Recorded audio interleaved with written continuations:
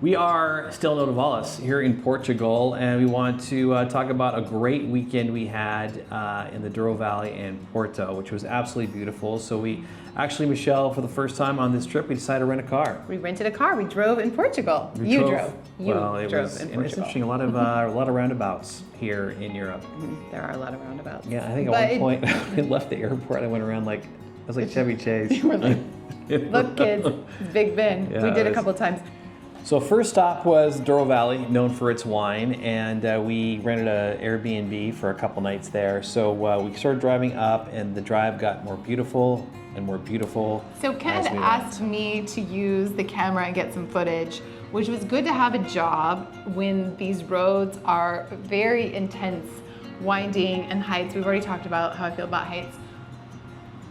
But to get a good angle, so forgive us for this footage, I don't know what I was doing, and I'm learning She kept hitting the window with the camera. Hitting the window because I couldn't figure out the She forgot the window was closed. Perspective. But it's true, it just kept getting more beautiful and more beautiful, and I kept thinking, oh, I got the most amazing shot, and then we go up higher, and that was the new amazing shot. Yeah, it was crazy, and so we got there, and the name of the villa. It's actually a structure that is 170 years old, and hopefully I get this right. So a lot of these vineyards and properties, we're going to do the best we can with pronunciation. So the property we stayed at is called Quinta Barqueiros de Ouro. Because the city, the actual town, the part of the neighborhood is Barqueiros. Yes, so it was beautiful. But it's the pink house. The pink house, multiple villas inside this. Everybody could see it as we were like coming down. She saw a pink house, and she's like, oh, I wonder if that's our villa, if that's the one. And we're like, maybe, and sure enough it was. Sure enough it was. We drove in, the gates opened, and Jose, who is the one of the owners, him and his wife own it, and they have 3 sons who are triplets, more on that later, welcomed us with a glass of wine. Why not? Showed us the property, and just such pride, which was, you could feel that pride, which is all we want to experience on this trip, is people in their element, and Jose was, so it was amazing. So once we got settled, we had scheduled a wine tasting that night because they do produce wine on the property, and they produced 5,000 bottles this past year, and they have, as I mentioned, 3 boys who are all triplets. Hugo, who is the now winemaker. All these boys are in their mid-20s, so it's, incredible that they've learned. They bought this property 10 years ago, did not know anything about wine making, and now they're making 5,000 bottles a year. So Hugo welcomed us, and there were, 3 other couples? 2 other couples? 3. 3 other couples. And this is in the piece that when we talked with him, but it was a nighttime tasting, which I was like, I just thought that was amazing, because usually we taste during the day, and that's great, but because we had had such a long journey that day and we were on property, it rained, so we just walked over in the rain and had this evening wine tasting. But he has another job. That's why it was at night. This is not his full-time job. I just think evening wine tasting should become, it should be a thing. It should be a thing. So again, we were able to talk with Hugo afterwards. He was kind enough to do that, and that piece is right now on our YouTube channel. So thank you to him for doing that. The very next day, though, one of his brothers, Vasco, he is in charge of the wine tours. Yes. So he put us in the back of his Land Rover and took us to 2 different vineyards.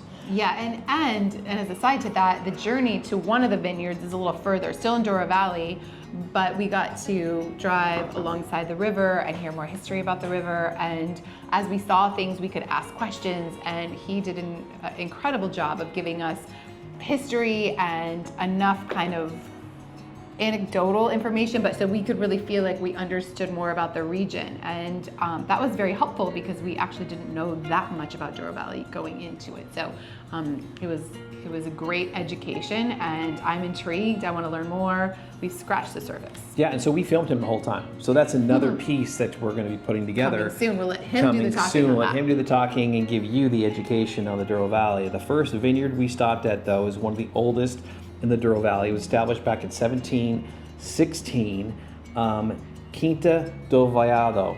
Hopefully I said that right, but it was amazing. And Michelle, there is a really incredible story behind it. Yes, and there is in this history that Vasco shares with us about, and I'm really gonna try to get this name right as well, Donna Antonia Adelaide Ferrara.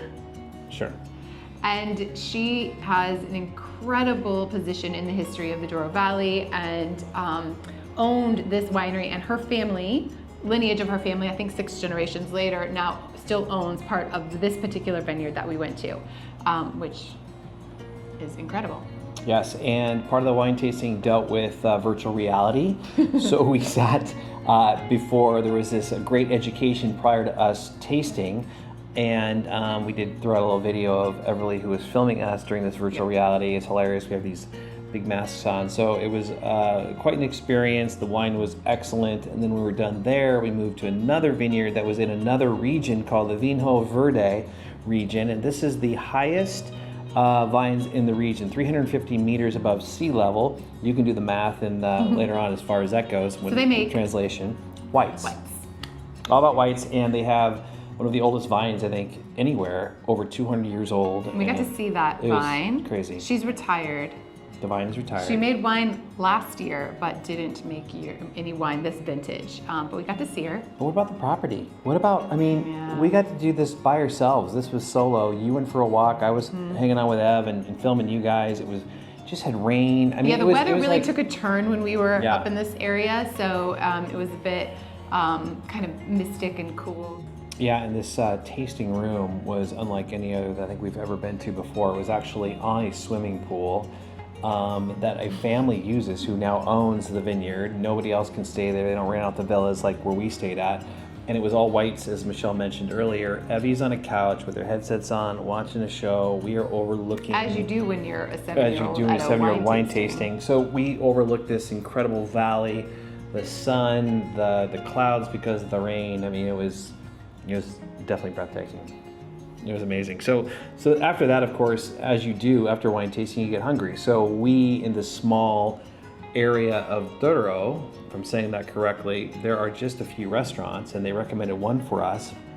And the one we went to is called Atasca do Zequinha. And they had told us that it would be like eating in their living room. Like that it's just authentic Portuguese cuisine, and you're just gonna feel like you're just in their house. So we can kind of get a picture of that. But then we get there, and Carlos, the cab driver, who was amazing. Carlos right. Walks us in, takes us upstairs. So we go through this bar area where all these locals are drinking wine out of a jug.